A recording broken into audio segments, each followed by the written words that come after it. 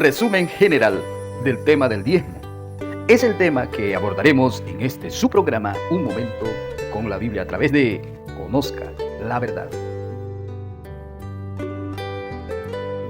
Cuando hablamos del tema del diezmo, he visto a muchos pastores de organizaciones muy serias que se han salido negando y aferrándose a sus propios conocimientos sin haber demostrado con la Biblia en forma general desde Génesis hasta Apocalipsis. Rápidamente vamos a resumirlo. El diezmo en el Antiguo Testamento. Dice Génesis 14:20. Y bendito sea el Dios de Abraham, que entregó tus enemigos en tu mano, y le dio a Abraham los diezmos, en plural, los diezmos de todo, de todo. Por otro lado, aparece también en este mismo libro, en Génesis 28:22. Dice, y esta piedra que he puesto por señal será casa de Dios, y todo lo que me dieres apartaré para ti. Estos son dos textos que dan un testimonio explícito de que dieron el diezmo como acto voluntario de fe y de reconocimiento espiritual, sino que estos textos nos muestran una revelación interior por gratitud, demostrando que el principio del diezmo es espiritual, de adoración, no meramente legal, de imposición. Segundo punto, el diezmo en la ley mosaica. Desde el libro de Éxodo aparece el diezmo como una orden nacional. En Levítico 27:30 al 32 leemos, y el diezmo de la tierra, así de la simiente de la tierra como del fruto de los árboles de Jehová, es cosa dedicada a Jehová. Y si alguno quisiera rescatar algo de diezmo, añadirá la quinta parte de su propio por ello. En Números 18:21 al 24 también encontramos, aquí yo he dado a los hijos de Leví todos los diezmos en Israel por heredad, por su ministerio, por cuanto ellos sirven en el ministerio del tabernáculo de reunión, y no se acercarán más los hijos de Israel al tabernáculo de reunión para que no lo lleven pecado por el cual mueran. Mas los levitas harán el servicio del tabernáculo de reunión, y ellos llevarán su iniquidad, estatuto perpetuo para vuestros descendientes, y no poseerán heredad entre los hijos de Israel. Lo que es una orden nacional donde el diezmo en la ley se institucionaliza, se nacionaliza, se institucionaliza para el pueblo hebreo y para mantenimiento y preservación del culto a Jehová en el templo. Y para ello Dios escoge hombres de una descendencia para que puedan servir explícitamente y exclusivamente en ese lugar. Y los demás 11 tribus de esta nación, institucionalizado como una nación, pues tenían que dar su diezmo de todo. Con esta verdad nosotros podemos darnos cuenta de que la ley no crea el diezmo, o sea, los 10 mandamientos no crea el diezmo, sino que lo regula algo que ya existía como principio divino de los hombres que tenían fe y con su adoración espiritual. Punto 3. El diezmo en los profetas.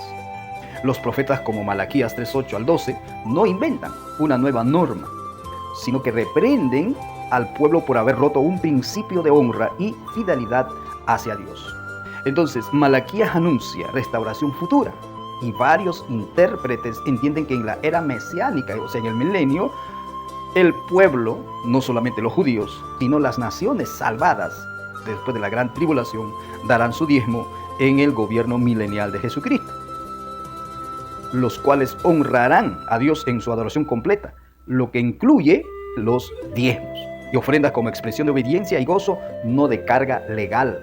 Hay mucha gente que al dar diezmo piensan que es una carga, pero el principio del diezmo no es una carga, sino como una forma de tener fe y de adoración hacia Dios por sus beneficios recibidas en esta tierra en que vivimos. Cuarto punto, el diezmo en el nuevo pacto. En este nuevo pacto, el diezmo regresa al principio. ¿Cómo era el principio antes de la ley? El diezmo, como principio espiritual de adoración. ¿Por qué le digo esto? Porque Jesús nos va a revelar una verdad absoluta. Primeramente, Jesús no abolió el diezmo. Al contrario, en Mateo 23:23 lo afirmó, pero corrigiendo el corazón de los fariseos. Corrigiendo el corazón de los fariseos. Los fariseos daban su diezmo estando en una condición mala. Jesús no lo dice que no hay que dar diezmo. Lo aprueba, pero les corrige el corazón de cada persona que eran los fariseos hipócritas. Porque Jesús mismo dice, esto era necesario hacer sin dejar hacer aquello. Cuando se habla del diezmo, aquello es el diezmo. Vamos a ver en Lucas 10:7. Y posad en aquella misma casa, comiendo y viviendo lo que os den, porque el obrero es digno de su salario. No os paséis de casa en casa. También tenemos en 1 de Timoteo, capítulo 5, verso 18, dice, pues la Escritura dice, no pondrás bozal al buey que trilla, y digno es el obrero de su salario. 1 de Corintios, capítulo 9, verso 14, dice, el Señor ordenó que los que anuncian el Evangelio, que vivan del Evangelio. Luego Pablo también habla en 2 de Corintios 9:7, cada uno de como propuso en su corazón. Ya no es una forma legal, es una forma de fe y de adoración, motivación personal, cuando uno está en su primer amor, honra con sus bienes a Jehová.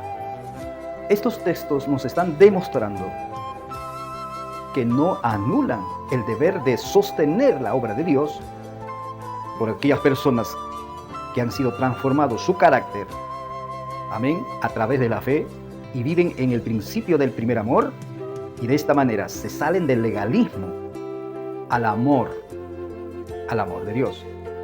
Y en este sentido, la ley del diezmo fue trasladada al corazón, como dice Jeremías 31:33, no abolida, sino trasladada a cada corazón, renovada, transformada y que está en su primer amor. Y esas personas que tienen amor y fe y han visto la mano de Dios en su vida, pues adorarán con su diezmo y sus ofrendas y entregarán su vida al Señor en una ofrenda voluntaria por amor a ese Cristo crucificado en la cruz del Calvario.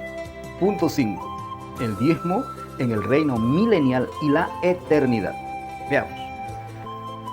Por ejemplo, si leemos Ezequiel 40 y 48 y Malaquías 3, bajo una perspectiva profética literal, vemos que en la restauración futura de Israel hay sacrificios, ministerios y ofrendas en un templo restaurado.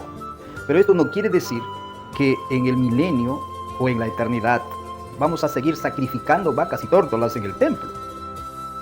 ¿Qué nos enseña Ezequiel 40 y 48? Estos capítulos nos enseñan que es una descripción ritual pedagógica. No que vamos a sacrificar en ese tiempo nuevamente vacas y tórtolas y estaríamos en contra del sacrificio final que hizo Cristo en el Nuevo Testamento. Entonces, Ezequiel 40-48 es una descripción ritual pedagógica. Amén. ¿Qué cosa enseña estos capítulos de Ezequiel? Habla de santidad. Dios habita entre un pueblo ordenado y purificado. 2. Habla de restauración. Después del exilio, Dios no abandona su culto, lo restaura. Amén. ¿Qué enseña también estos capítulos de Ezequiel? Presencia de Dios.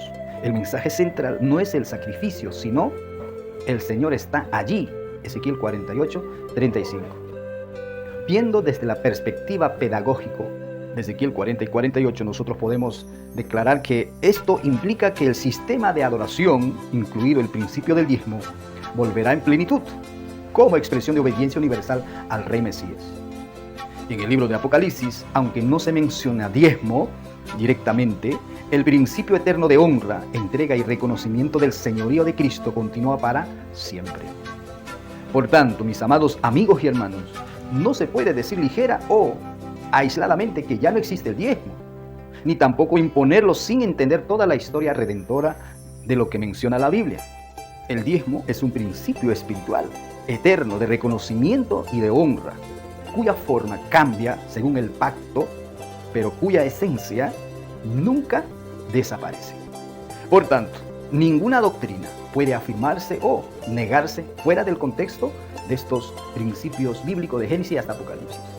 Esto es Un Momento con la Biblia, a través de Conozca la Verdad. Comparta este video para que mucha gente vea y conozcan la verdad.